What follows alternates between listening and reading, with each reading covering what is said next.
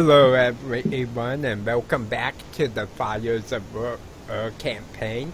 I am Chairman DND and this will be posted on the Disabled DM YouTube channel.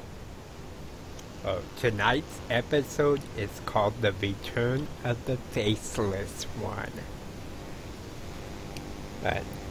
So I'll begin off allowing players to introduce themselves and plug their channels.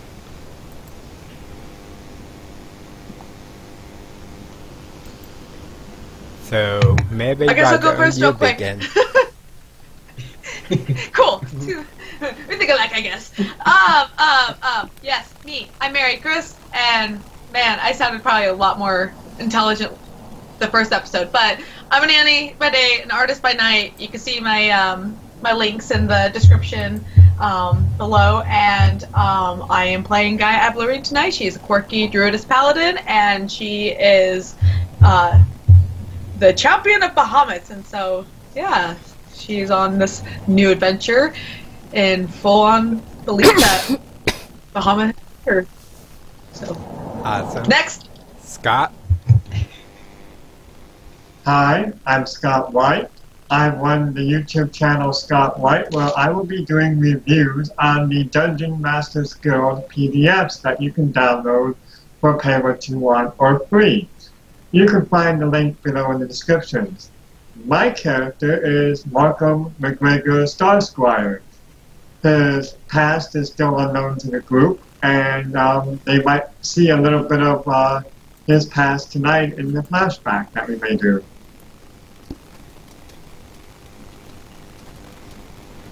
Alright, my name is Jill. Don't have a YouTube channel, but tonight I am playing Vincent, a level 5 human warlock who is quite eager to get down to the portal and get his powers restored. Awesome. Velimir, you're up. Hello, I'm Velimir. I'm writer, and I don't have YouTube channel for now. I'm playing Nature Cleric Adimus, who is trying to lead these stray people to the victory.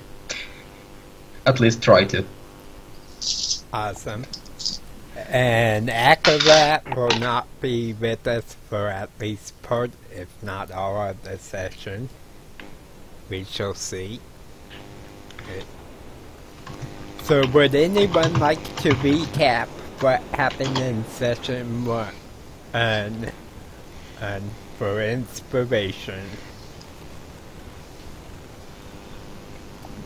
Sure.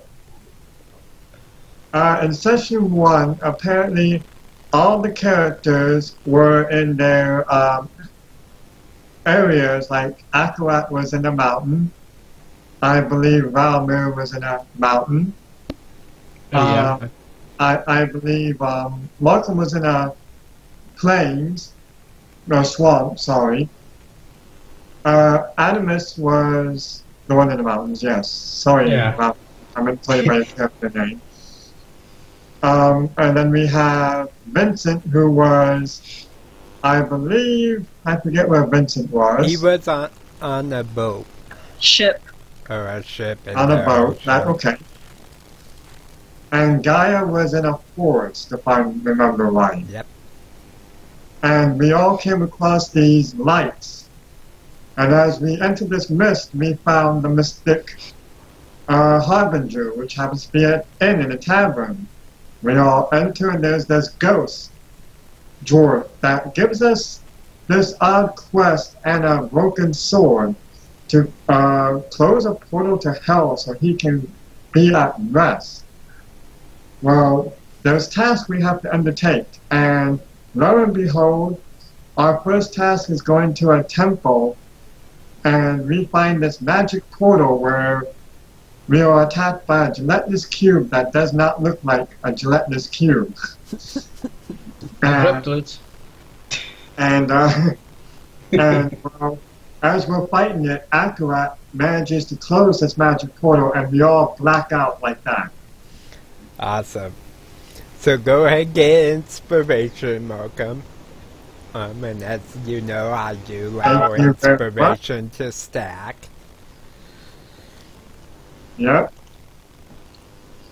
Uh, Be right back, I gotta turn my camera off. Okay. Okay. And we will be beginning with the Gaia. As you act out Gaia, your last thoughts are of the initiation that you undertook to join the Copper Jackals. So, as your vision grows dark, you'll be reliving that memory.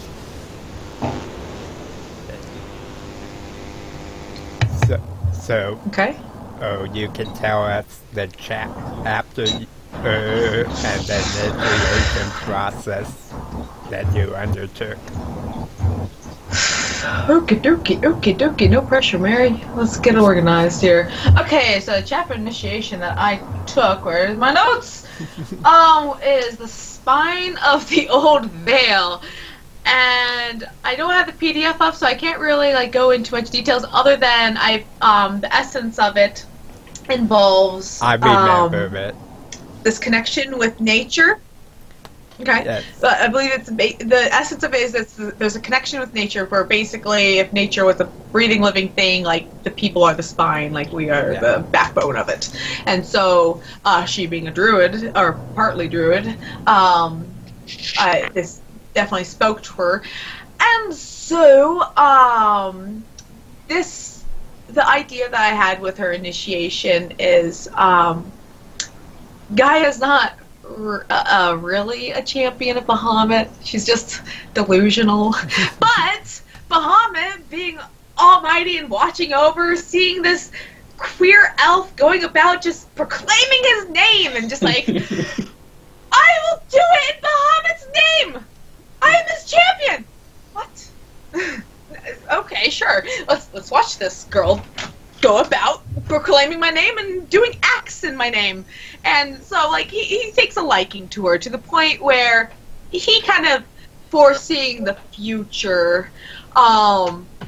He tells this dragon slaying creature, this is probably the more interesting twist, is Bahamut being a dragon. Now it's Typhon, you who slay dragons, do my will, do my bidding. And so I just assumed that maybe Typhon slays lesser dragons, not god status dragons, but I don't know. Anyways, I probably stretching this too much, and I'm probably rambling on way too much. This particular Typhon would be slaying the chromatic dragons, which is Tiamat and her children. Okay, cool. Thank you for that help. So yeah, he tells Typhon to go down to Gaia and initiate her. It's I see a purpose for her.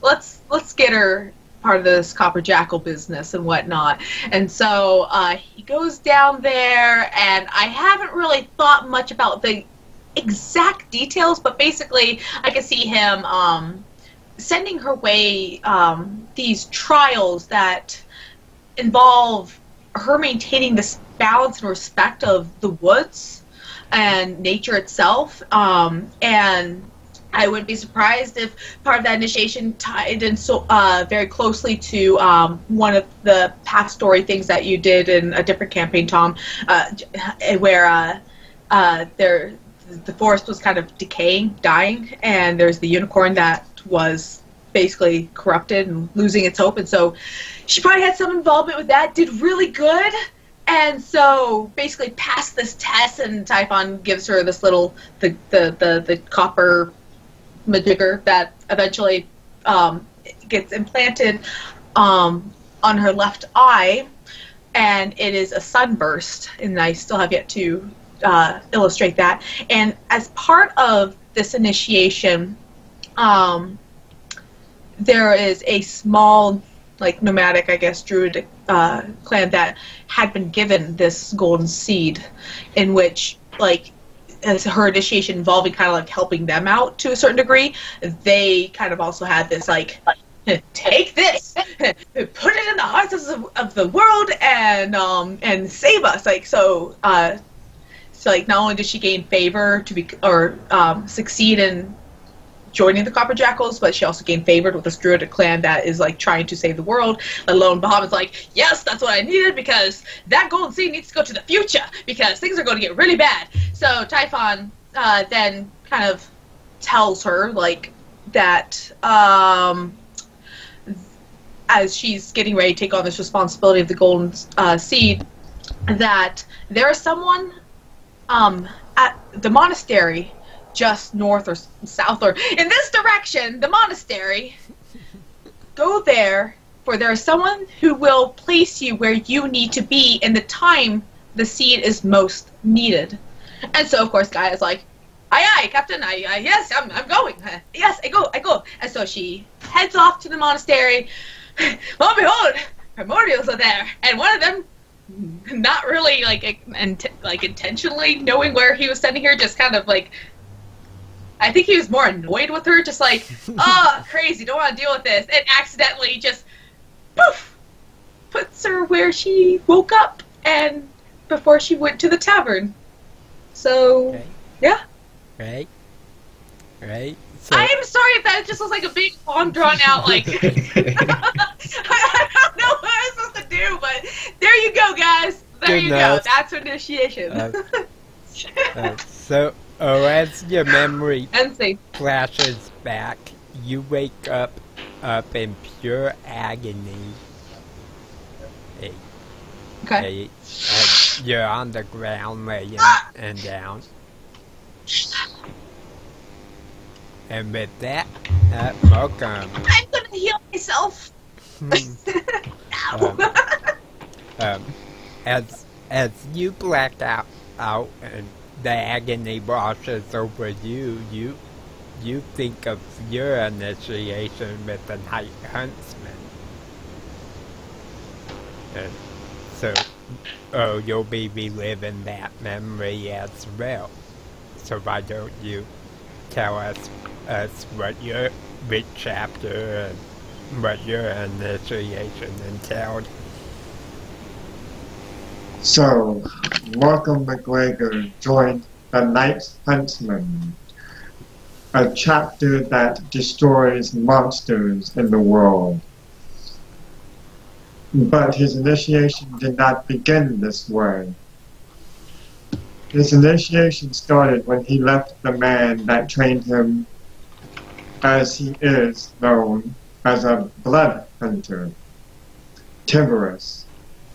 And after he leaves Tiberus, he comes upon a piece of copper chunk laying in the dune, just on the edge of a desert, the wildlands. He picks it up and keeps walking, and little did he know this was how he was going to be introduced into the Copper Jackals. He was visiting a port town, and one night he returns to his room to find a strange letter laying on the pillow of his bed. Picking it up, he reads but a single word, Jericho, and knows that this is the name of his lover from his past. And somehow he is to get back into contact with him. He traveled through mountainous passes, trails made by the Goliath some hundreds of years ago. Reaching a summit, he finds a small hut, and inside is Jericho Holloway, beaten and bloodied. He tries to rush to his former lover's side, but a mountain giant came out of nowhere, and as Markham quickly drew his sword that his family called the Star of Squawker, he begins to attack the giant.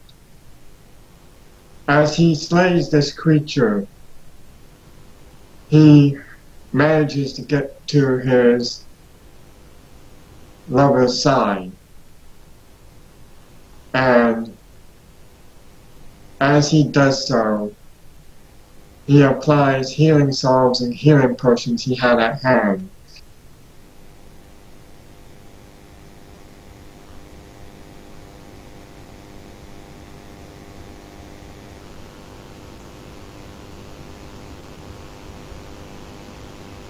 Okay, I think Scott froze up.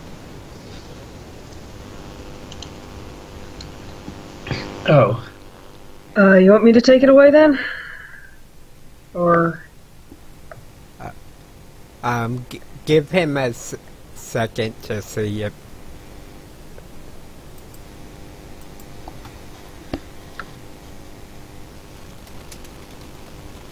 I was joking when I said don't blink.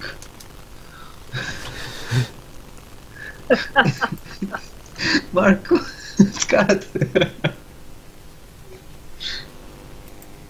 Marco! Oh, The Skype shut off again.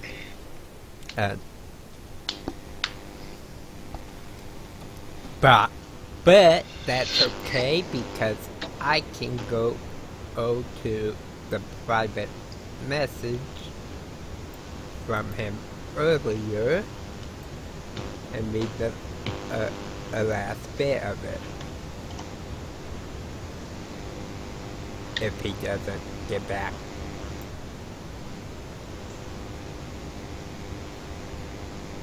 Back here shortly. Ugh. I don't know. I mean, and we still haven't heard from Joe? No. Okay. Should I just go ahead, or... Is he back? Wait, is he there? Awesome. I'm gonna leave my camera off. So where did I leave off?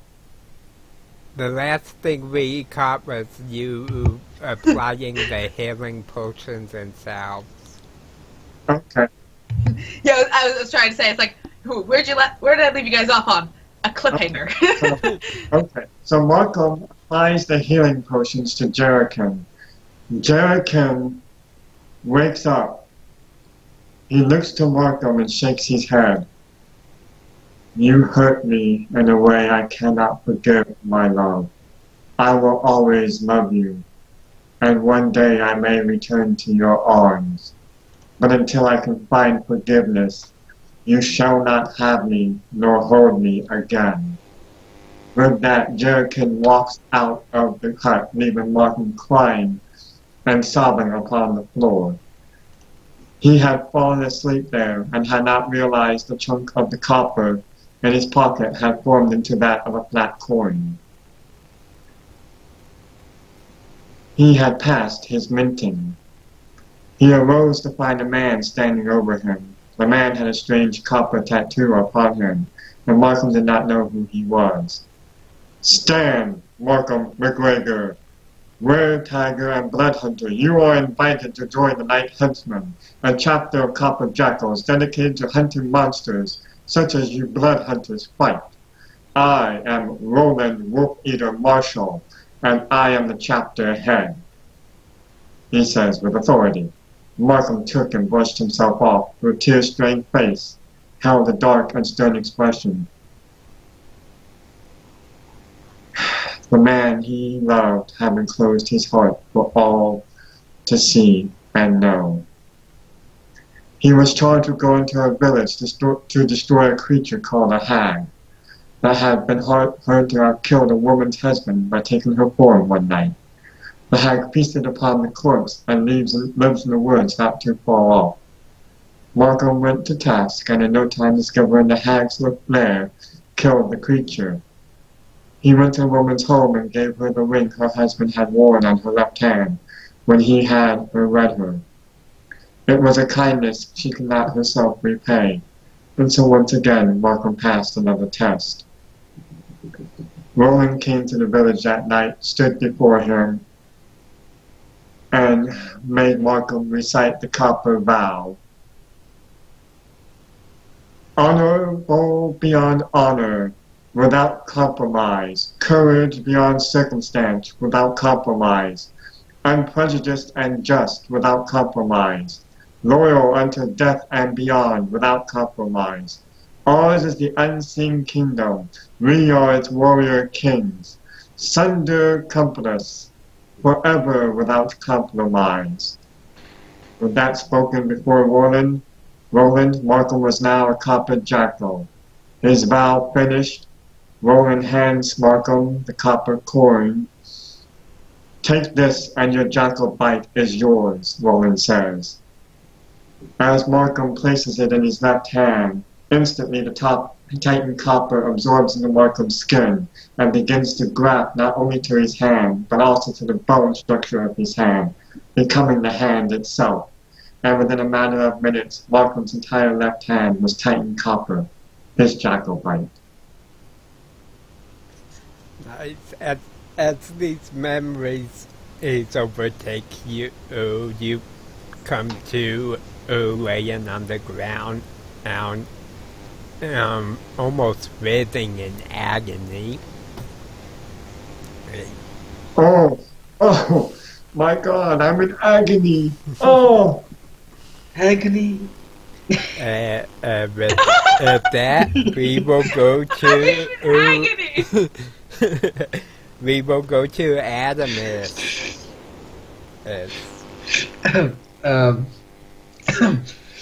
Well, since he was outcast from his village, he stayed in the woods, and he tries to borrow, try to steal any book he can find.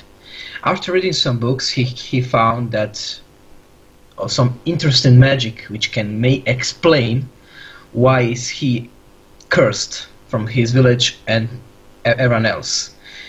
After reading some books, he found some location where he can do initiation of the imminence. He traveled through some mountains and found the place. After some speaking and after hours of convincing, after hours convincing the blacksmith, he managed to go to the initiation. He needs to tap into the imminence and successfully cast a spell he never cast before. It was quite the task for him, because he was always the squire, always trying to learn new things, but he never had any freedom to do anything else. After he put his hand in the imminence, he felt extraordinary pain, but in back of his mind he saw some strange being just guiding him. And after few minutes, he managed to cast his first spell. He managed to create a dryad with the weapon who is guarding him. After he pulls out his right arm's all covered in copper jackal. Awesome. You wake up and like the two, you're on the ground in pain. And with that, Vincent, tell us about your initiation into the copper jackals. Vincent did not know what he had stumbled on that day as he was walking along the beaches of his homeland, looking for a good spot to fish. It had been quite a while since he had gone out in his canoe, because it had been stormy of late, very, very stormy, and you couldn't put out to sea in that weather. So he was eager to see if he could make another big catch and bring forth food for himself, for his family, for his people. And he didn't see fish, but as he was walking along the shore, still hoping that he might see some birds circling far out at sea as a sign, he saw, laying on the ground, a small black book. And around it was wrapped what looked like a shark's tooth necklace, repeating shark's tooth around and around and around, of gleaming copper. And as he bent down to pick it up, he saw on that, he saw on the cover was written navigation. He opened it up and looked inside, hoping to learn a bit more, add a bit more to his already extensive knowledge of navigation. But it was blank. There wasn't anything in it. Well, he was a little bit annoyed by that, but Vince still had a job to do, so he put the book in his pouch, put the necklace on, continued searching for fish. And actually that day he did eventually make a catch. Big, big tuna that he managed to haul back in. And that night, he opened up the book and looked at it again after he had eaten, after they had feasted. Still, seeing that it was empty, he decided he might as well make use of it and record what he knew of navigation in the book. So he began to write down about how the stars changed depending on how far you traveled, north and south, about how the wind shifted based on the time of year, and the clouds told not just the weather, but if there was land over the horizon, and how the waves and their patterns and the tides and the currents could lead someone who knew how to read them to a new shore. And when he'd finished writing in this book, he, over the course of several weeks, when he finally had filled it, he felt from the necklace that he had been wearing all this time a searing pain as it melded with his flesh. And that is how he obtained his jackal bite when he unknowingly passed the ritual of introduction into the Atlas of Eternity.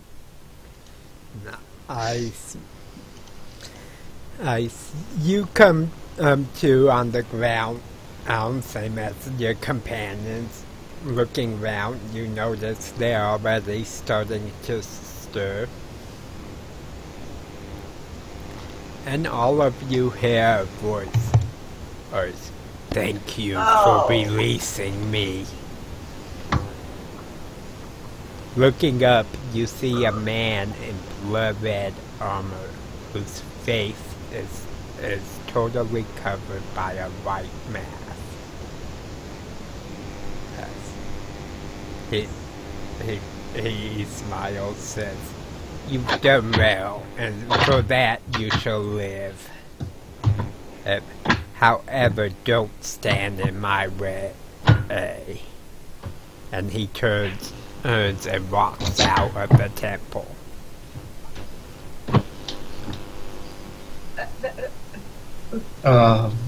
Guys? Hey, who are you? Where's the dwarf? Markham will look at the rest of you and go, "We may not want to know who he is." But it might be bad, Batman, to just let wander and oh my goodness, my ad. Yes. We'll stop him in time. And as you're looking around, you notice Akarat is not laying on the ground. I thought we were going to take, out of character. Should we just say he's still unconscious and carry him back up to the bar? Nope. He but if already he's not came there... to. Oh, dang it. But I was actually going to be like, wait a minute. Where is that dwarf? But Yeah, and what? did these guys sing as him? What the And hell is then He that? explode, or So it was some strange light before everything happens, right? Akarat was closest to the portal when it exploded. Malcolm's like, yes. The last thing I saw, he was wiping away some words at the portal. Yeah, But I that couldn't. was pursuing. Yeah, I couldn't see that because I was in that beast or something. And as you guys look around, you see the slime from the bees laying scattered all over. And you hear the sounds of rushing water.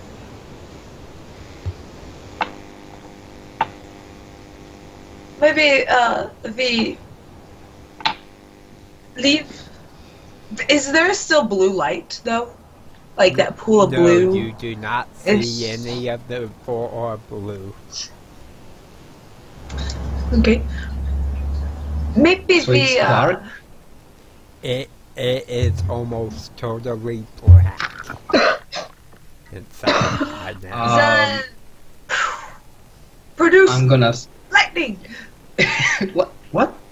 What? Produce That was flame. really- Produce flame basically. It's just We should my get out of risk it. here. You I'm gonna try hit to my do staff your and call light. You try to do your produce flame, and a misty blue flame and pops up. It's actually supposed to be a nice little like electric crackling ball of lightning, Almost. or at least that's how I. Okay. But it Well, definitely I think we should seems to go. be more in tune to what you're used to than before. Is that? Maybe I rusty, but okay. She looks so. She has dark vision. What am I talking about? Anyways, I'm gonna hit she my has this staff. bluish- Yeah, I'm gonna hit my staff and cast light on the staff. Just in Okay. tries. It works. You see, there's plenty of light. However, as you cast light, looking behind where you guys are standing, you see that the temple is starting to fill with water. Guys, I told you we should go. Malcolm stands and immediately starts running for the I've end. nearly drowned before. It's not very fun. Don't say. A medical one. He told me all about it. just pull the charmer. Go, go, go. Okay. Sam and I'm George going up the stairs, getting out of here. Okay, so you guys rush up the stairs as and back towards the Mystic Harbinger. As you get it maybe 15-20 feet away from the temple, you see that the water has totally filled the temple and it is starting to sink into the ground. And That was ahead the of best one. you lays the Mystic Harbinger. Malcolm will definitely walk back into the Mystic Harbinger, grateful to be out of a sinking temple that should not have been sinking to begin with. Vincent will walk into the bar and say, I need another drink. Corvus says, well, help yourself to some ale. I trust you guys were successful. Well, if the temple disappearing counts as successful, then yes, we are very. There was a crazy creatures, and we sort of, I think some man came out. We free somebody, but He kind of Yes, strokes Have you seen his Akarat? beard. He says, yes, Akarat stumbled in him muttering something about an initiation, and he went to lay down. Seemed to affect him rather strongly. You said the man. What did this he man take us- look like? He had blood red armor and that's his face. From White intention, it face. looks like Very he's white. evil, I think. Definitely, He Yeah, he went for revenge, I guess. Or something. he looks kind of in shock. He goes, "What did you guys find in that temple? What did you Sounds guys just do?" Some slime monster which tried to eat us? yeah, very gross. I ran right into it and it just Yeah, I was the main curse. And I think Akarat Akarat- noticed. Akarat found the pool of magic, which he closed. Close? Oh yeah. Spin? Cause Wait, it I don't know just it. shakes his head. The foolish jerk. He didn't close that portal. He released it. Oh, so maybe it's that the man we saw in the flat red armor. He dropped in pool and then we free him. Goes, I believe so, and I pray that I'm wrong. Why? What's so He goes, worrisome well, about him being out? He it- did nothing to us. And then Well, you were technically, lucky, he said so. Dad. It took all 5 primordials to trap him. Ah, I remember them. Oh, it's a nice start. Why did they trap him? Because he was a bad person. Wait, we just let the bad person leave. He goes, bad does not begin to cover him last. So we foolish. We didn't stop. We just let the evil out. This is not good at all. And we will take a couple minute break right there.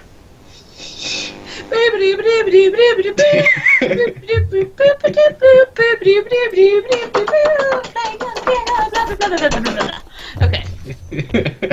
See you all in like 35 minutes. Oh, I'm such a goob. If anything, it'll get views. No. And cut. Just stop it, Mary. You want And views? scene. And scene. Bye, Odin. Bye, Odin. He's like, no, no, no! Fly, you fools. He's like, watch, I can fly, Mom. Whee! Wait, I'm falling backwards. No! Don't want to be held. Like, I want to come down. Why are you holding me? You're holding me. Oh. Anyways. I'm back. Well, congratulations to all of us. We freed the evil. It's a nice So- start. It's a nice start. I mean, Also how are you got gonna some play? magic power. How are you gonna? He's bad little guy. I mean, we are letting him out because we need some villain. The We world don't was see no magic. the world was right and just, and then we were like, we're gonna help fix it, and by letting the evil out, like, sure, whatever, go take care of that, and then fix the world. It's hard for a young adventurer to earn his bread. He needs some quest. Since we're all level 5, I think we're past our young adventuring days to making mistakes. Well, it's a start. As you guys get to know Gaia, it don't matter. Yeah, something tells me this is like a routine occurrence for Gaia, like a weekly thing.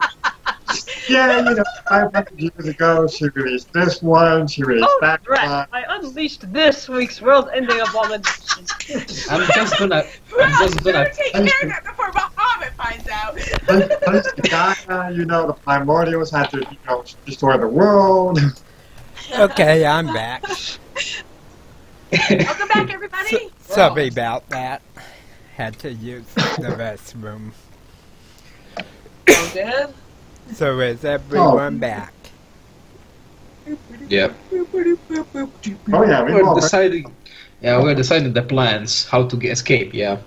How can we mess up even more? Well, There is that portal to hell open. Maybe we should just, I don't know, be like the welcoming committee. Come on in. I can take the catering. I'm What? good at catering. Baby. Buddy. Okay. We already messed up, so. Not Tiamat. really. It was unavoidable. I don't know. And just kind of like the thoughts of Gaia kind of going through. It's like, well, I could just flip the table right now, or let's go fix this. Okay. So Okay, Mary's. are we ready to begin again? Yeah, I am. Sure.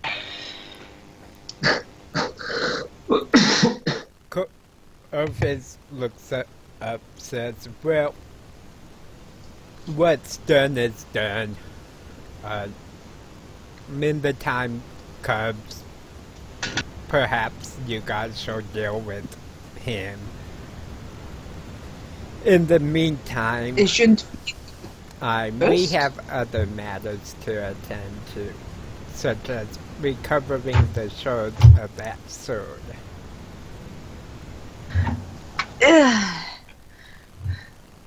And Marco will go, but the sword is on Akarat. How can we recover the pieces? Wait, just upstairs. Akarat's up. He's here, isn't he? Upstairs. Yes, he's sleeping? Yeah. upstairs sleeping. And Yeah, Goes but Marco's all- whole thing is if the sword, if we're coming into the sword, we would need the sword probably to match the pieces to it. goes, yes, however, to I recover think the shards. it might be that you- Corfez already has an idea where the shards are. Well, I don't Yes. think we need the sword. I think we just need Corfez to instruct us where to look. he goes, well, I Oh yeah, we think need to find the best pieces. Yeah. place is, there was a ruined library, belonging to a monastery, Library. an Akmania. Wait. There's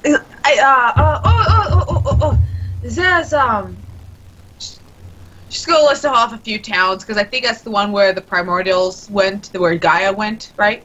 No. No. No. Okay, never mind. Nope. Akmania is what was once known as Ankh-Aman, a desert island. Okay, never mind. He I love libraries. says, I can take you guys to the desert. No, where you need to go. Oh, but I know not what will be found there. And of course, Markham's gonna kind of shake his head and go, a desert, again, as if I haven't seen the last of those things. All I heard is library. I want to see a library. Yes, I agree. there might be much of use there. Perhaps. All the secrets, all the information. There's Maybe no we telling find- what remains. A lot has been lost.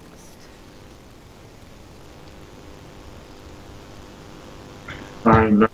But But still, we can if- find something at least. if nothing Yes, else, then it might We must give find it. a clue. Very well.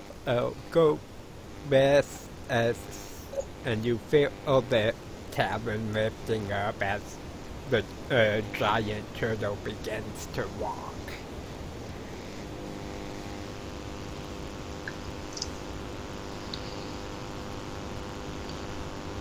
You you guys do notice it's kind of a bumpy ride, that it doesn't seem the turtle's taken any precautions. And at all. I could just imagine Gaia that night, just like lying in bed, eyes staring at the ceiling, just feeling this rock, and just like, this is going to be a long night. I'm continuing drinking. I'm gonna start making some. I'm gonna start making some holy potions. And Markham is just kind of gonna sit in his room and just kind of slowly meditate and try not to focus on if there's a moon or not. Hey. If we're dealing with ghosts and undead, we need some holy potions. You do know it's several weeks until the full moon. You keep very careful track of time. Markham's just counting the nights. Right. So you guys eat, drink, try to rest. Not a very easy night's rest. And early before dawn, you feel a thud as a tavern lowers to the ground. Markham will come downstairs, look at the door. That turtle can't get down any easier, can he? Doesn't seem so. Oh. Yeah. Well, I don't think he pays attention to us on his back. Yeah, on that sentence, I'm gonna just walk from my room or my space, like all covered in holy water. Not again! Lord, does the turtle pay attention to this? Markham will just look over at you and go, and you aren't used to ships walking, and yet we're on a moving turtle? I'm the sailor, not him. I don't care about the turtle. Well, I'm sacred now, but... At least no Corbin undead just kind able of to- chuckles, says, well, the monastery awaits. Hopefully there will be something is it- left of the library. Yes. I look Wait, forward to seeing what will be reclaimed from it. But before we go, let me go freshen up. And the guy like zips back up to her room just to like. I just thought we were coming down for breakfast, but we're going to the monastery. Let me go freshen up real quick. Markham I freshened up myself already. Corbin I'm gonna need some just towels. kind of chuckles, goes, lasses. They always gotta make themselves presentable for us men. And Markham just shakes his head as he's like heading towards the door going, I could care less about women. I'm sure they could care less about you equally. Markham looks back and he goes, I mean sexually, dear girl. Did this holy water make me smarter? I'm I not a sense some girl, arrogance. idiot. Guy comes down and is just like, okay, I am ready. This holy Corbin water make me smarter? I smiles. sense some negativism here. I also very well. I'll wait. Her taking care of the tavern. Akkurat's still not with us. Should we check on him? No, he'll be He was fine. closest of I'm- all of us to the blast. I suspect. When he Still suffers the recovers, I'll effects. send him along. Okay, just if he need healing, I can do that for him. Yeah, I think he needs more of rest than anything. Okay, And Guy will just kind of walk over to the door and kind of look at everybody and be like, "Well, I'll be ready to go." I'll follow Gaia out. Markham follow. As, I'm full sad disappointment. I'm going out like, oh. as you guys walk out off in the distance, you see some ruins, and you hear the sound of clanging metal.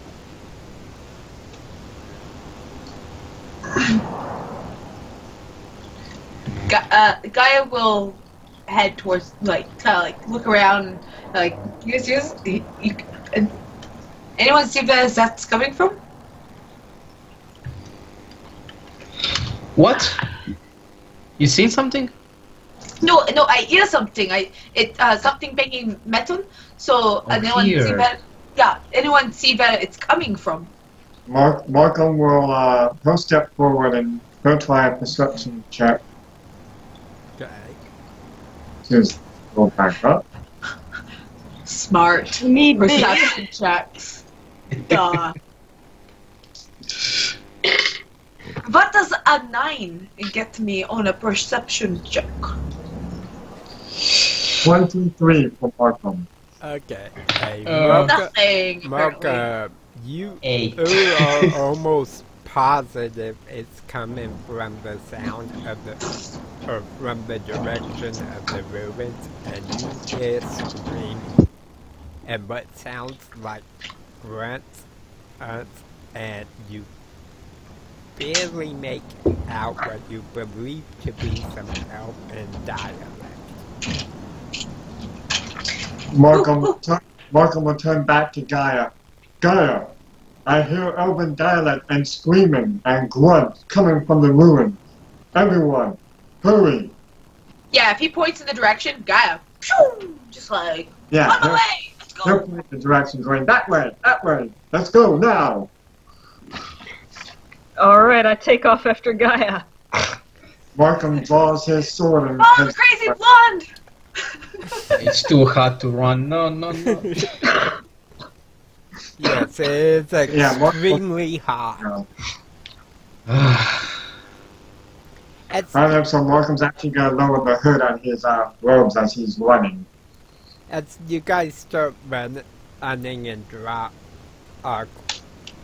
closer, you judge the distance to be maybe a mile or to 2 miles away. Guys, So can we it slow takes us down? about 20 minutes to get there, jogging. Yeah, and It's- I would say yeah. a brief jog would be maybe 20 minutes. 4 Look how hours. hard That's not Juggling how heavy fast up. I jog right now. I'm thinking that You would know, not too long. Although it's sweat- harder over sand. I'm sweating. I can't. I'm heavy armoring in sand and everything. Markham would look back and go, "Then what was your conditioning for without armor? Let's go, move it." No, I think even Gaia would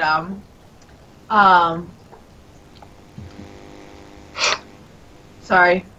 Train of thought. Gaia would even start kind of slowing down, like kind of like, oh my god, like just it's hot and it's only like early morning. Why is so hot? Why does the sun get so hot? And y'all would see Markham still trudging along, taking water skin and drinking just a little bit of water and stuffing his water skin back in his pack as he keeps going. My hair is getting so sticky. Oh. As you guys draw even closer, Markham, you eventually make out the sounds of the grunts and realize it is orcs speaking. And they seem to be locked in combat with some kind of tribe of elves. And Markham, not liking orcs, will immediately raise up his long sword. Let me turn my camera back on. Raise up his long sword and kind of charge at the orcs. How far away are they? You guys are To still Markham. probably a fourth of a mile from them. Markham is going to be charging that fourth of a mile. He does not Wait. like. So we are seeing orcs fighting elves. That's what it appears to be. Am I right? And you see that the elves are vastly outnumbered. Okie dokie. I don't think We could it's just a good go idea, around. We Markham. could just go around. I have a bad hunch about this. So as they're continuing to try to get closer and seeing the numbers, Markham charging in, Gaia kind of gets excited a little bit, just like, even though like she's like totally huff and puffing, sweating, complaining here and there about like my hair is so sweaty now. She seeing this fight is just like, oh. And as she gets within range of like about 120 feet, she is going to start like looking like she's pulling at the air and hoping that great dark clouds start forming as she's just kind of muttering some kind of gibberish that people aren't understanding. And hopefully these clouds are forming and starting to give the air of spark or staticness, because she's going to cause some lightning. Okay. Yeah, she's just like, So, pulling, just so like, as come on, you guys clouds. get within I guess, range, and I'm gonna cast Fireball. I'm gonna get up within, let's see, as soon as I'm within 150 feet, I'm going to cast Fireball. Okay, so as you guys get about 150 feet away, roll initiative. Come on, that 14! So I rolled a 1. You trip. Sorry. And my dexterity bonus is +0, so I would say 1. Yeah, you trip, fall flat on your face. It's too hot. You're So trying excited. fireball. Keep You're it trying soft. fireball in desert. It'll cause more damage. You'll probably get like an extra D8 or whatever the damage die is, because it's already bloody hot. Ow, guy gets to go first. Yes! Yes! Yeah, Are but you the sure guy charging about the orcs that? doesn't get to go. That's why I rolled the 1. Well, I The can guy help you. charging the orcs doesn't get to go first, which is how I Yeah. want. Mary's up. Are you sure? Well, let's see what Tom says, because maybe the orcs come and say, oh, newcomers, let's attack them. Because there are not that many elves, not orcs. Something suspicious is I going hate on. to tell you, but Gaia is not first. Oh crap. She Of is course, actually she's not second. first. Bahamut comes first. Ah, nice. Yeah, he took a bathroom break, sorry.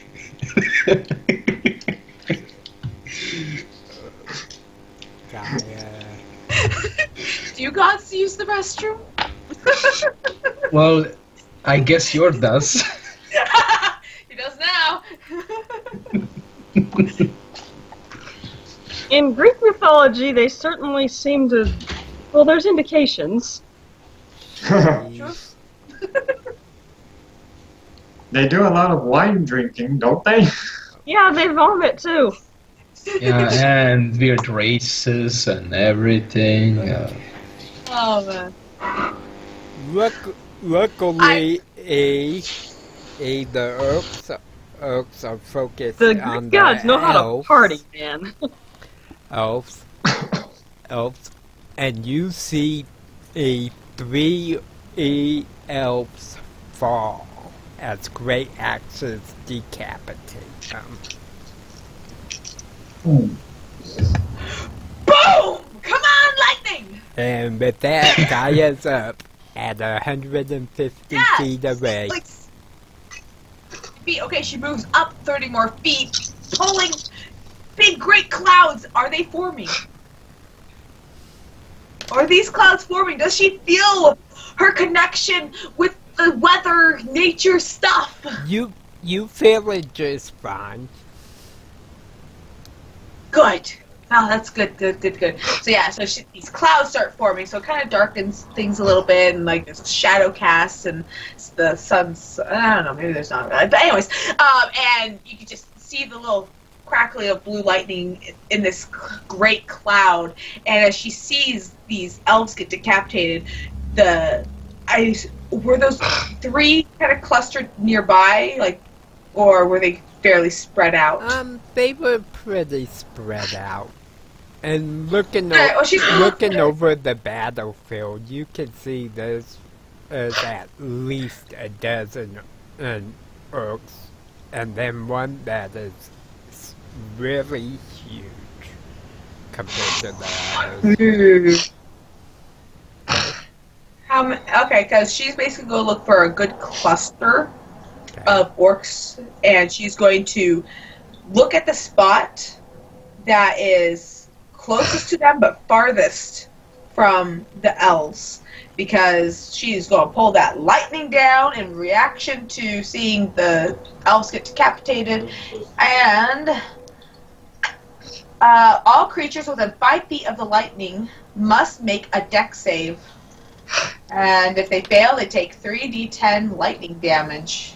And I don't get an extra d10 because there is not a natural storm. Half if they make their save, and the DC is, please, oh please, oh please, I don't know, it's 13. Roll half. Boo!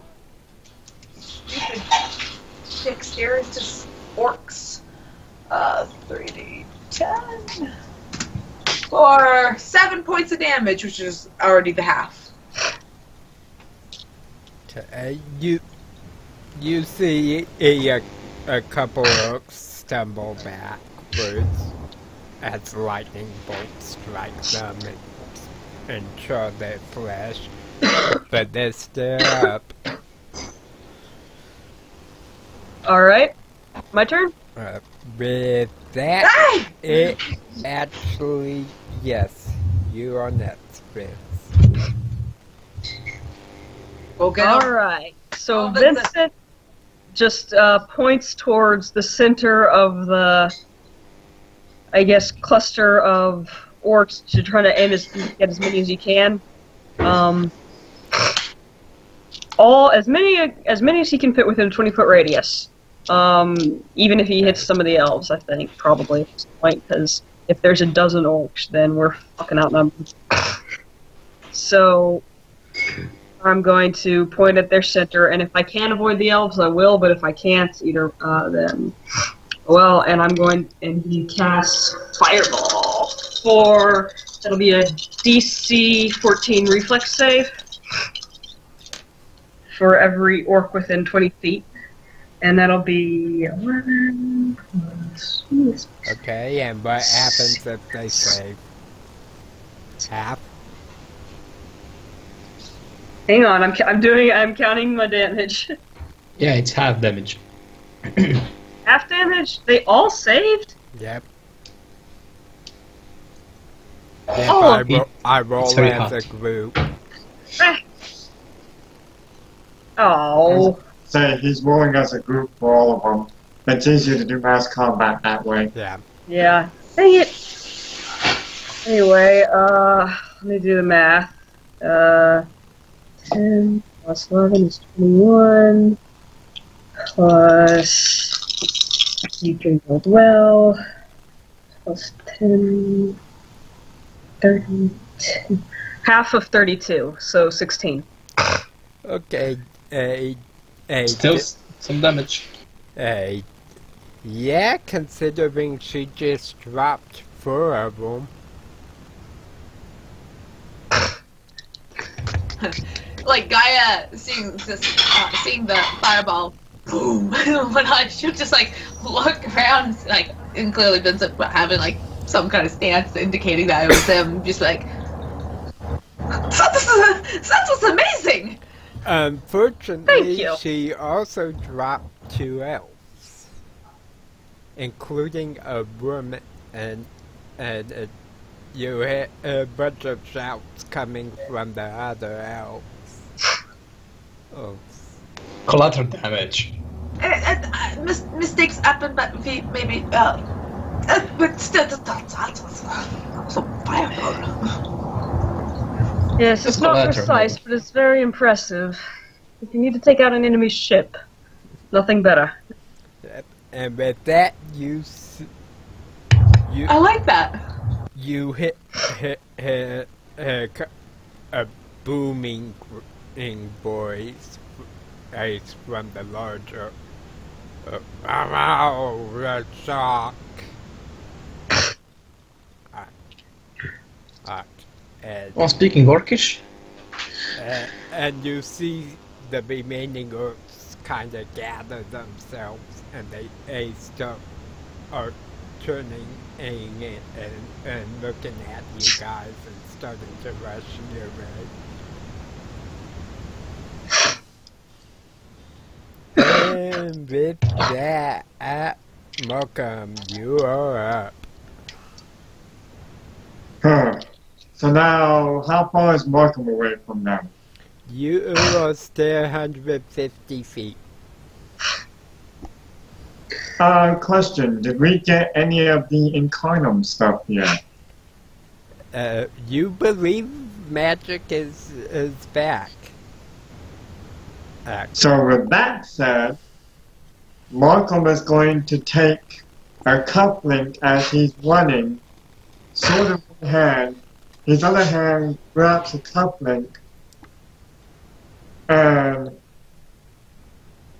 he's going to try and go invisible. Okay. Right. You And as believe he's you're going invisible, as he goes invisible, he moves a full 30 feet forward. Okay. And with that, it will go to Adamus. And before Adamus, I imagine the party actually sees Markham's footprints in the sand, so they know where he's at. For the moment. oh. I think I'm gonna just tap my quarterstaff and on bonus action cast Shalea on my weapon. Okay. Gonna move a little closer, 30 feet. And can I see who is the leader of those orcs, or the strongest as I can perceive? Perception check. Or an insight. Boy, oh boy, oh boy. This is the same thing to me. 15. You believe the really a tall, all broad-shouldered orc that has a scar running down his face that let out our fight is actually the chief of these orcs. I'm gonna put my other hand and channel my energy and cast Guiding Bolt on him. Okay.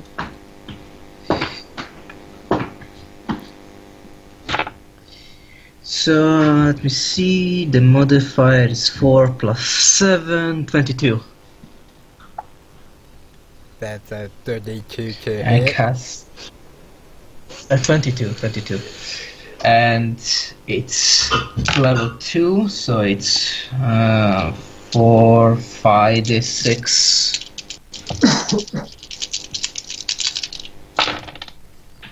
So let's see, 3, 8, 10, 13, 15 radiant damage.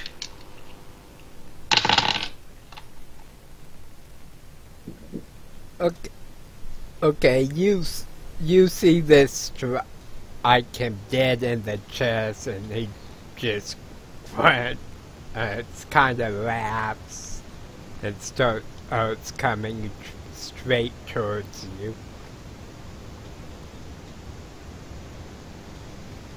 It's working. Distraction is working. And with that, the orcs move up.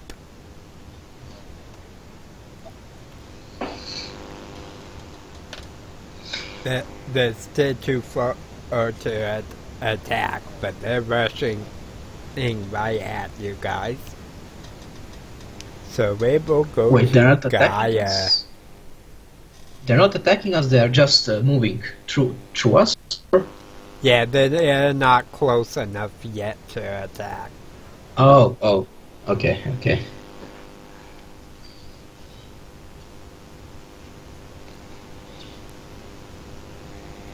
It's your turn, Gaia. Gaia, you're muted. Yep, I just realized. I was like, I'm talking. I know it's my turn. Oh, I'm muted, Scott. Thanks. Anyways, so they move towards us. What's the distance? Like, are we about 60 feet away from them now? I would say about 70 feet. Okay. 70. And you 70. Don't get too close to them. I can hit them again. do notice that some of the elves are gathering in the injured, and they seem to be kind of shrinking back into the ruins. She'll go help them after the fight. But seeing her limitations and whatnot, she, or not really. Oh wait, no. Duh, Mary. Flaming sphere. Duh. Okay, so, Yeah. and that's a concentration too. Never mind. So, Gaia, having this beautiful thunderstorm above, just sees them coming and will target the lightning bolt to land within 5 feet of as many of the orcs as possible, so they can make another deck save. Half damage. And see, just poof, pulls down some more lightning. Come on, quick, Mary. They only have to take 6 points of damage then.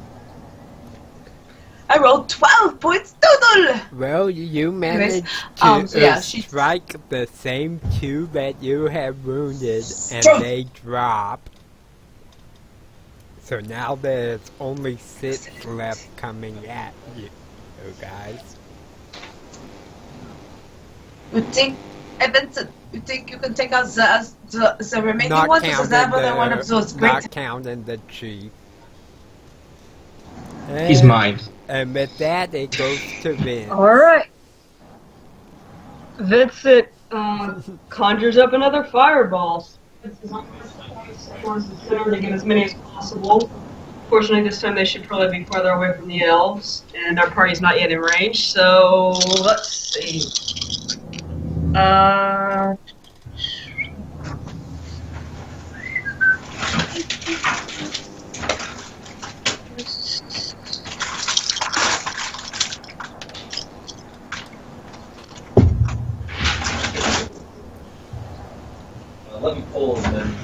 29 with reflex DC 14 for half.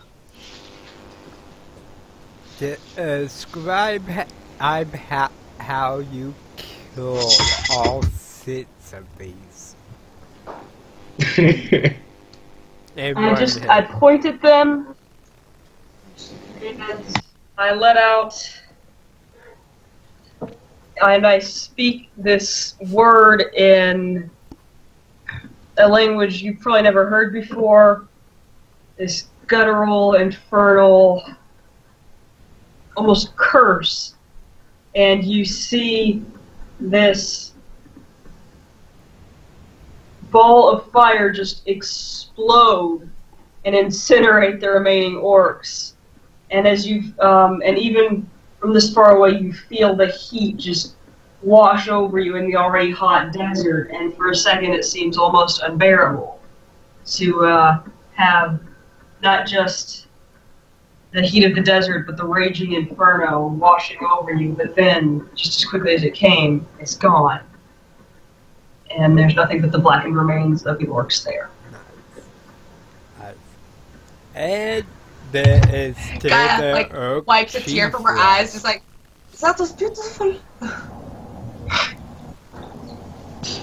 You can't see Markham's reaction, but he would be like kind of cheering you on. And Yeah, guy just like wipes it too, just like that was almost as beautiful as me. You are magnificent spellcaster. the Oak Chief rushes up, Thank you, up thank to you. Adamus, and he is going to swing his great axe. Oh boy. Ah, we missed one. Only one hit. Now, question. That's fine. Would he have had to have gone past Markham's place to go towards Adamus? Nope. But Okay. oh,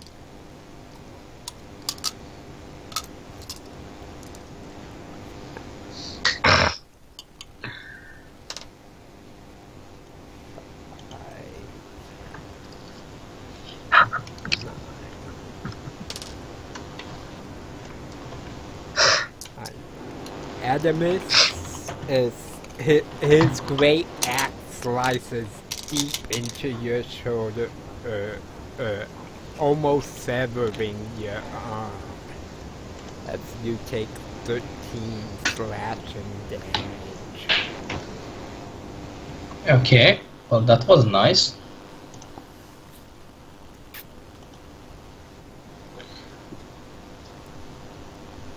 That hurts, but I can still manage. Yep. And with that, it is on Markham. Am I close enough to this orc now that's attacking Adamus, or do I need to move to get to him? You would have to move off to the side, maybe 20 feet. So you could get to him. So, Markham's actually going to move behind this orc, now attacking Adamus, while he's still invisible, and swing his sword at him. You're hitting him, right? Yeah. I'm gonna just yell like wherever you are, just hit him. I'm gonna use my copper call feet, and you have advantage. He would have had thank you. advantage anyway Yeah, for being because I'm invisible and I'm... Oh well, then And I'm... you're still good. Well, the first one was a miss, because that wasn't high enough. And the second one is a 16. Okay, that will hit. Okay, and actually he gets 2 attacks, so he'll swing again. And I'm assuming with advantage on the second roll? Yeah, you have advantage on every attack this round. Okay, he got a 19 on that one. That will hit as well. So 7 and 5. So he has a total of 12 points of damage on him. And Markham's no longer invisible. Okay. You managed to slice him across the back, and he doesn't seem to feel it. However, Adamus is, as he's facing you, you see his eyes are glowing red, and veins are almost popping out of his skin. And with that, it is your turn. Okay, I think I have a trick to use, but first let me just see it doesn't do it like I think it does. Where is it? There you go. So I'm gonna just raise my hand to him and I'm gonna just try to cast blindness on him. Okay. He must succeed on Constitution saving throw, which is 15. He succeeded easily. Dang it! Kind of gets out, has his axe up in front of his face as he's preparing to swing. And Well, Gaia. then I'm gonna. I still have one more action. Okay. I'm gonna cast my spiritual weapon, which will create a dryad before him and strike him with the weapon as a bonus action. Hey, roll it. 16. That does hit. Okay. 10 points of damage, of radiant damage. So describe Force. what this looks like as your dryad strikes the earth. So, Barely injuring it. yeah, so a dryad just pops near me, and she's holding a big, I'd say halberd, and she's just striking him on the side. Okay. It's like spiritual weapon, there is a carrier of Yeah. the weapon. And Gaia, you're up. You see Mocha Dokily. and Adamus are fighting against this Oak Chieftain, and Adamus appears to be injured. Well, what Gaia will do is she is going to pull down some lightning again right behind the orc guy, so that way only he's within 5 feet of it. And so he needs to make another dex save. So off to one side because Mokum's directly behind him. Yep, she's positioning so only the orc should have to. He does not Endure. make it. Full 17! 17 points of damage! Take it! And Markham is say, thank God. Thank you, Gaia. And is that Yeah. do it? You guys He's going to smell that it's horrible or burning smell of some of this orc's flesh. He roars in pain, foam flinging off of his mouth. Out, and he's Markham just standing, just glaring at all of you. Markham just goes, those good. Maybe I'll dine later. And No, orc. and Vince, you're up. Wait, no. Gaia gets one more. Because that's a concentration thing that she could just pull down. Yeah, that's a bonus action. So she didn't do anything more last time because they're still too far away. But now that is right there. Let's just throw a nice little ball of sparks at him as she does a produce flame, but uses it as a firebolt, basically. So she'll just go Strabi, and pop! Up comes this nice crackling ball of lightning, and it's just like, like it feels so good to see it nice and big, not that little spark that she saw yesterday, and pops it at the orc for another, hopefully. Oh wait, hang on. Let's do a little attack on that. Let's double check real quick, man, so you're not like being. If he uses attack, it can hit a target up to 30 feet away. It ends the spell. Make a ranged attack roll, and if it hits, the flame does 2d8 fire damage. Well, lightning in this case. Okay, So, roll an a attack roll, ranged Mary. attack. Go Gaia! Okay, 23 should hit, yeah? It does hit. Okay, no. Wait, what are you casting? I am casting Produce Flame, but it has the option that you can use it as an attack. Yeah. So, but it's reskinned with as lightning. And so you guys see her just go, Stravi, and this little ball of lightning just kind of pops in her hand, and it's just kind of crackling and gets to about the size of like a baseball, and she just throws it at the orc. So, Mary, roll 2d8. Oh, you're using cantrip. Oh. Yes. 9 points of damage. Okay, you see him stagger a little, but shake it off, and Okay. he Volak, kind of grunts finishable. again. And Vince, Vincent? you're up. Finish. Yeah. So I'm assuming I'm within 120 feet of him. Yes, Yeah, you're should roughly be. 130 Anyway, feet. Alright, so I just glare at this orc that refuses to go down, and I point both of my index fingers at it, and say, die, in Infernal. And that will be, I think it's, What are you casting? Eldritch Blast. Oh, I thought Fireball. Oh, okay. Nope. Not quite. No, not when you guys in range. It scared me for a second. I don't want to kill the rest of the party. Let's see. What? Let's see. The first one will be a 17. That is. Plus, yeah, okay. So, and it will be.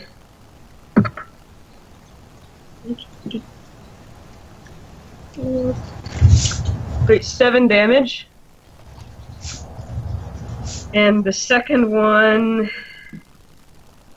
will be a 16 to hit. That will hit also. And let's see, that's cool. 4 damage. Okay. Unfortunately, you didn't get the arm that he is holding his gray axe in. However, your Eldritch Blast took off his other arm. Each blood and spurting out. And he's still up, foaming. Doesn't even seem to realize how much damage it's taken. Oh dear. And with that, he will swing at Adamus, who is the one in front of him. Uh-oh. Not good, Adamus. Luckily, only one hit. For him or for me? For you. Oh.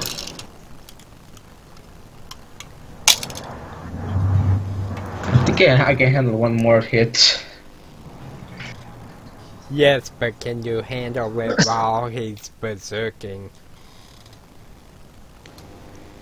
I might not able to withstand. Don't worry, Markham has a lot of healing potions on him. 8. Just didn't think I'd be using them this fast. 10, 13. Oh, not too bad. Even with berserking, his axe comes down, slices across your chest again for 15 damage.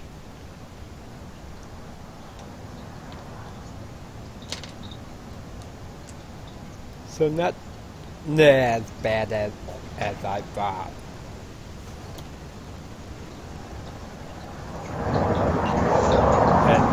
Adamus, are you still up, or? Oh. We lost him. I think he dropped. Oh no! Oh no. Adamus! Give him a Man, I minute. hope that wasn't, I hope that wasn't because his character dropped. My character got eyes out. Sorry.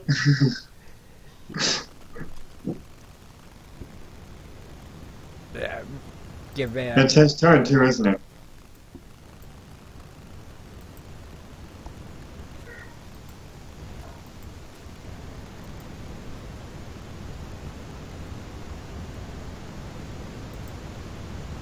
That's okay, I'm writing. Yeah, let me remove him and someone else try to invite him. And actually, Markham was up next. Do you want me to go ahead and go then? Yeah, go ahead and go, and I'll try to get him again. So, as this orc is now spraying blood, you can see Markham's face just contort with like going, oh, and he's apparently fighting an urge as he grips the sword, his family sword tighter, and swings twice more on the orc. And do I have advantage for flanking him? You would have advantage because of Adamus his copper call. Oh, okay. Yeah. Oh, good, because the first one was a natural 1. The next one was an 11. Damn table. Next one is 22. And yeah, so the second one was 22 and 18. So the second one hit, but I think the first one missed. You said 22 and 18? Yeah. They both My hit. first roll, well, my first roll was with advantage. It was only a 1 and an 8. Okay, So I think that one missed. Yeah, the 8 missed. And then the second one was with an 18 and a 22. So Okay, so that one would hit. For 5 points of damage. Slashing damage. Okay.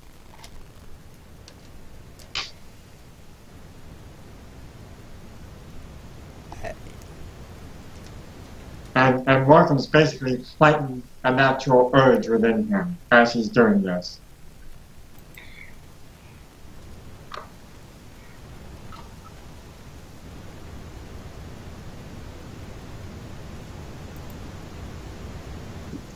Have we got a hold of him or no?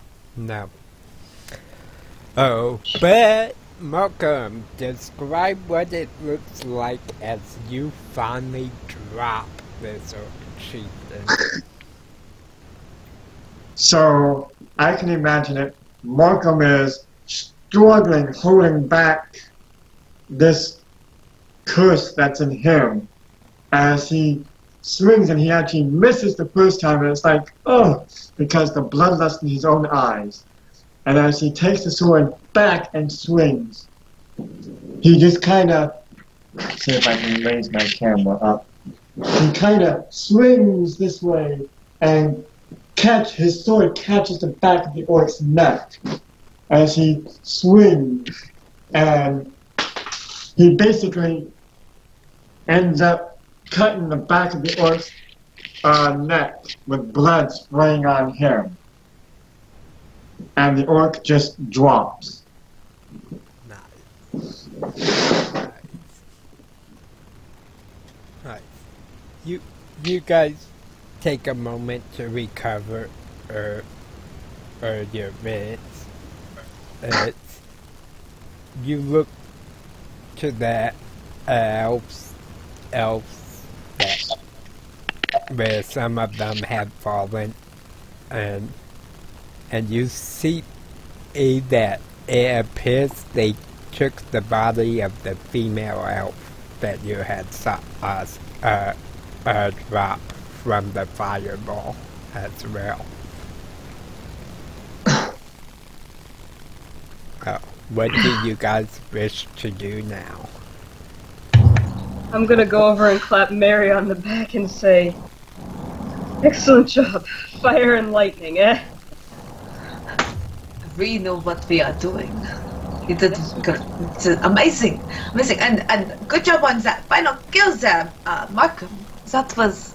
We make a good team, don't ya? Markham's just breathing I think we heavy do.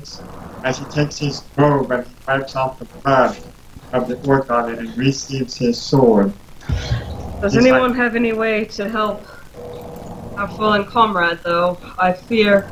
Yeah, no, Gaia actually. So she's gonna go over, seeing that he had fallen, and she's going to, and she's gonna do like I this. fear he is very hurt. Oh, you're back! Yes, Yeah, husband. welcome back. hey, Yeah, Vince, sorry. Gaia's gonna help heal you, so you come back. hey, We Velma, want I killed the orc. I posted on Facebook on Tom's what happened in meantime when I'm off. I healing myself and using spiritual weapon as to attack. Like, Yeah, fight If I'm on. alive. if this, like Gaia heal you. She'd be happy to help. Like, Mocha basically, she'd go over and she would- managed to drop their chief, and everyone's kind of gasping for breath, and you see Adamus is injured if he hasn't dropped yet. Gaia would go to help Alex up and whatnot. Just She just. How much? Like, are you down any hit points still, or? I have 10 HP points of 38. Yeah, he took She'll a look at the beating. others and be like. She'll be like. She'll help him up, and as she helps him up, she'll just kind of whisper, "Humph," and like. You'll feel this surge of energy go through you, healing you for 15, because she is basically taking all of her lay on hand pool, just boom, right into you, and help you to your feet. And as she like finishes getting you up, you are wearing armor. How shiny is your armor, by the way? How shiny? Well, I'm with holy water and sand. I would say pretty shiny now. You're gonna totally like catch her just like for a moment, like kind of staring at the chest plate, and like kind of like pull, like move a bang out of the way, and just like. Anyways, I think we should go see what's else. Like, I think they went into the room. Why, thanks. I'm gonna try heal with my healing spell for just to be full. I'm gonna use level 2 cure wounds. Okay. 5. And is anyone plus- looking behind them? 7 plus 9. Markham. Because Markham has to keep aware of his surroundings right now. Mocha, make a perception check. Why can't it be hearing and smell? I get bonuses on that. I gotta say, my character would not really have been looking behind us. He'd have been looking at the monastery. Yeah, exactly. Like, guys, like, helps up, comrade. Everyone pat each other, and let's go this way. What does a 4 get me? Unfortunately, nothing. Lots of sand. You see nothing but the sand. Lovely thing we have out you. Are you suspicious? What are you looking for? So turning back round, need help? Gaia's, I believe, heading to the monastery. That's him moving. Yeah. What else? Vincent too. Come on, boys. Let's go and see. Although, what's- wait, we should check the orcs, see if they have any loot. That and what happened to the elves? See if it's into the monastery, the library, and so You do see because she- some elf bodies still out in the field. Looks like Markham's there were gonna too search many the- to drag. Markham's gonna search the big orc that he fell. You Until he see moves on. that each of the orcs have a great axe on them. Some straight, looks like animal teeth necklaces. It's Markham's gonna... Go ahead, Tom. not really anything in the way of what you would think as valuable. However, Mark- the chieftain is wearing chainmail. Markham's gonna take the animal necklace from the chieftain's throat, and he's gonna take the chieftain's great axe. Okay. Is there anything special about the chainmail? Yeah, as for the chainmail, he's gonna let whoever else wants that take it, because he's wearing heavy armor. I could take it. I mean, this armor just took some beating. I can repair it, but still, just in case I have extra parts. And Markham will look at Animus and go, "It is yours, my friend. I saw you take quite a beating there." Oh, it's my nature. I get a lot of beating. Well, you should start learning how to eat back harder. Markham would actually look at Animus and go, "You should leave that to us fighters. We are meant for that." Okay, as you Yeah. guys approach the monastery, an elven and you hear a man's voice. "Halt there, who be you?" I only know Silver, so Gaia wouldn't know. She'd be like, we are on a quest to help the world, so we come to seek knowledge from the library to aid us. We've been gathered by Bahamut, and so we are about his duty. I Of course cast you're saying guidance on this in Elven. myself. You But you guys probably you hear understand. the elf chuckle, a Bahamut, you say. Hey, as if any deity helps us nowadays. If you believe it enough. Why- However, Why would you we say such a noticed thing? you guys seem to do fairly well against the Earth. Because we are strong. I'm not so sure whoever was casting the fireballs had the best aim. You see, our matron fell in the blast. Did she? Is she? Does she need medical help? I'm I am a afraid cleric. it's too late for that. We are My terribly sorry. condolences. But The council will Why- decide who takes her place. In the Indeed. meantime, So I'm why in was- charge. well, then maybe you could also tell us why were you under attack? What is those orcs want? Orcs. You Indeed. You should say also up are you incentive. crazy? Alas, everyone here fights for themselves. That That- may be true, We but all- orcs in desert? Yeah, and when was the last time you heard of elves in the desert? Touche, touche. Unfortunately, we roam where Who am we I to must. judge? Indeed. Well, then I suppose the orcs is clearly not any of our business, so might you aid us in our quest as we ask for access to your library? It's not ours. It's left here. Then would you let us in, please? Goes. We Was greatly that just- appreciate He that. speaks quietly to some of the other elves. Very well. You can pass. And we'll be on our road. Thank you very much. The best of luck to you.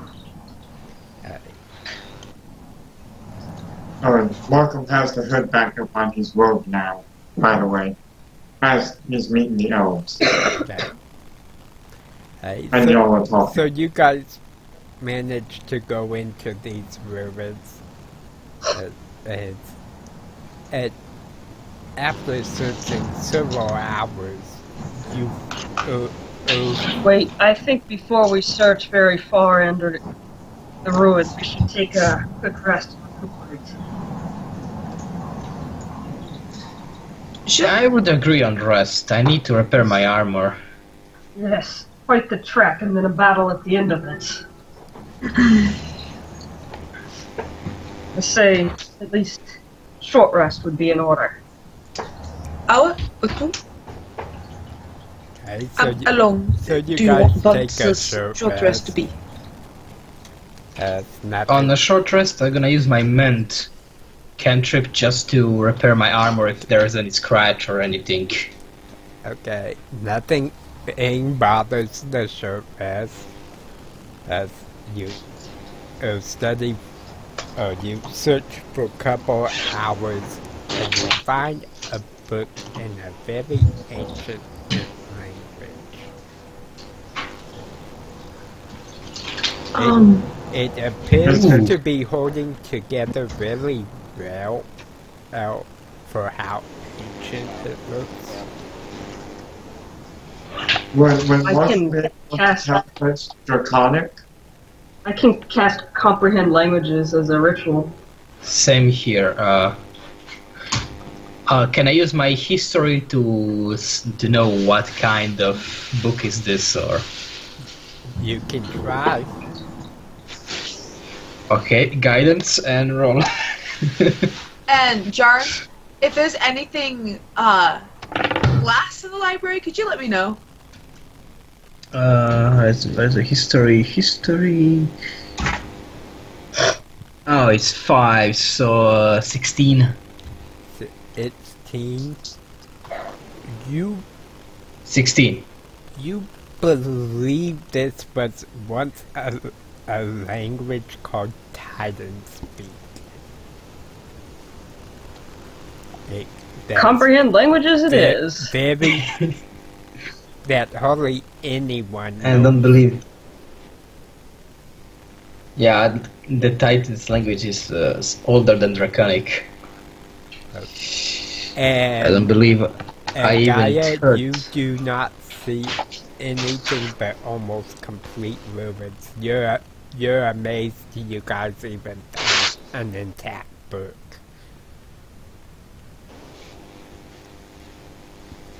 So much lost. Yeah, so much knowledge, so much free time. Shall we? And Vincent, you're trying to I guess comprehend by the this language.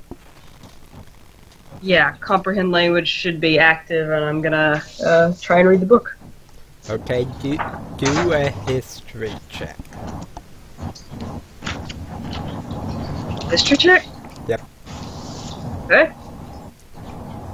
You know what? I'm gonna give you advantage on that. You can do it. Copper call. Alright. Let's see. Roll the 17 plus 5. That's gonna be 22. Okay. You And I should be able to read it with comprehend language. You are able to read bits and pieces of it. It seems to describe a place called Dragonland.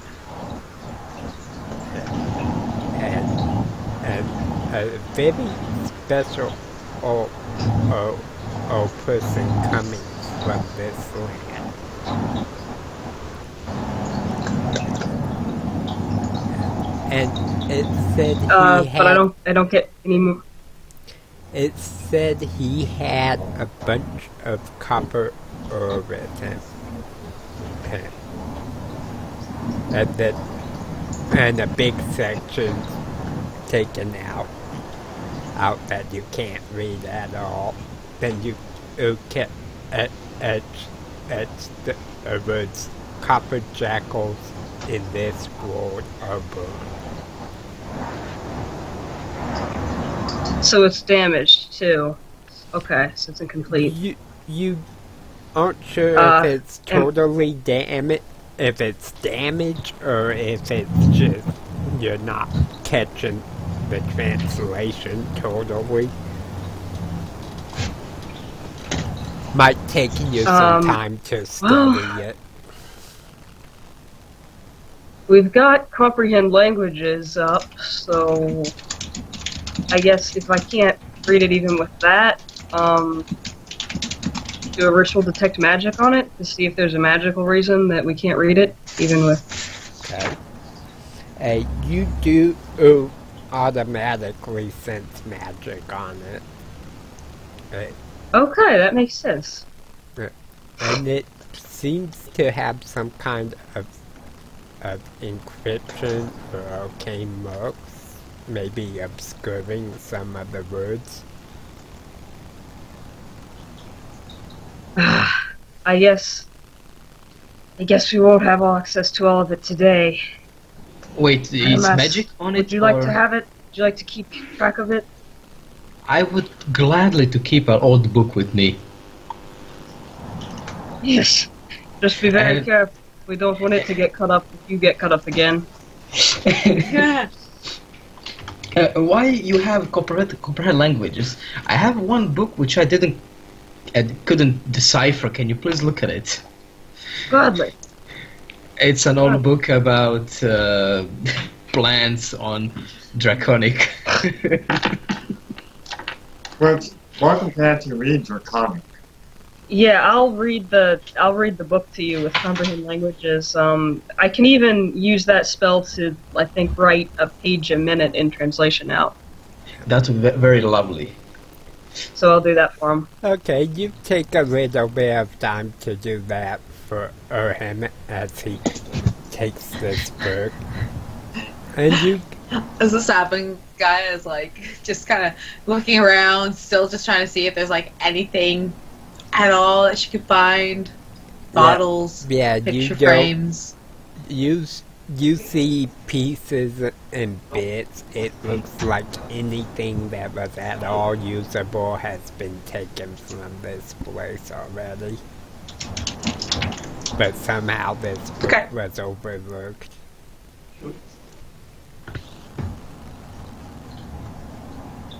And with that, are you guys going to return to the Mystic Harbinger?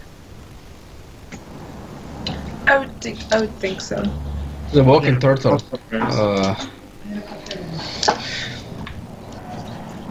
Yeah, Markham was definitely returning to Mystic Harbinger. He's had enough blood splattered on him. He needs to go bed it off and quickly. You guys spent several hours jogging and making your way back towards. We don't need to jog. We're gonna slow down a little. And when you, it's too hard to jog. And when you get the, you see the Mystic Harbinger is in ruins, and the shell of the turtle is broken apart. And as you guys start to go closer to figure out what happens, a sinkhole opens up underneath you all, and you start sliding down the sands. And that's where we'll end tonight's session. No deck saves! What? What? I use my hook shot, and I don't care about you guys, but I'm okay.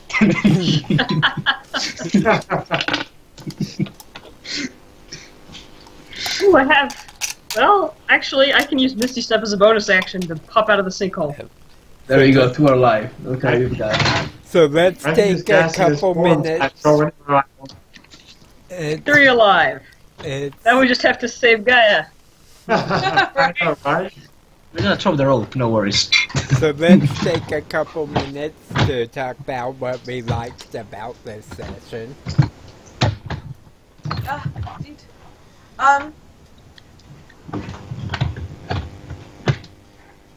I think I liked the combats, and I liked the that we had like 2 different rests that took place, because it gave me a chance to use different quirks, and so it was like, yes, like I don't think any of you can list them, but I had fun. That was definitely entertaining. To me, it was entertaining. Like I'm holding the line, but from back of my eyes, I can see lightning bolts, 2 fireballs swinging. Like, what the hell is going on? Oh yeah, that's the guy. Oh, she loves her lightning, and so it's just like we're going to bling. Oh, I also really like the initiation bit. Like, I apologize for like probably rambling on, maybe saying too much or deviating, but like that was kind of fun hearing everyone's little section of backstory and whatnot. That was cool. That was. Yeah, I liked the combat, and it was definitely entertaining hearing about hearing Gaia's backstory and just how she's actually not a champion of Bahamut, but she thinks she is, and just the way that goes. And I'm like, yeah, that's perfect. Exactly. But she's faking it so well, she's actually kind of getting some support. So who knows? Maybe she will be. You know my favorite Wait till you guys part? realize. Huh? My favorite part is that whole session, and from the time you guys returned to the Mystic Harbinger the first time, and went to the desert, that whole thing part there was rolled up off of the Copper Jackal excursion table. Ha! Ha! Nice. Monsters and all. Great. That's awesome. I'm sad that my holy water didn't work through. So that was my personal favorite, because I had the initiations planned. I had the guy in the blood armor plan, and I'm like, okay, where are they gonna go next? So I just used the table to figure it out. Yeah, now it's going to be interesting to see where this sinkhole leads to. Yes, it Not in a is. good place. Perhaps my the favorite first part- My favorite part about the whole thing is actually getting to role-play Markham a bit more and him still being mysterious, but now I think everybody's going to catch on to what his curse is, especially since I let the backstory slip. Yeah, I caught it. Even though you let your backstory slip, we as players have to try and play our characters to what they know. And so, like, kind of like how I probably said too much, like, but still, you guys have to, like, you don't know that Gaia's not a champion of Bahamut. She says I she definitely is. don't. She acts she is, and so like until like you guys can challenge her, like I think you're full of it, but you don't have that. Exactly, and I'm definitely playing Markham up to he's acting human, he looks human, but he's not. Unfortunately, Yeah, when you drop the full moon thing, you sound like, what? Unfortunately, he didn't have Akarat with us. And now you guys don't Like crazy. even know if Akarat's still alive or not. Ah, he's a dwarf. We couldn't say that.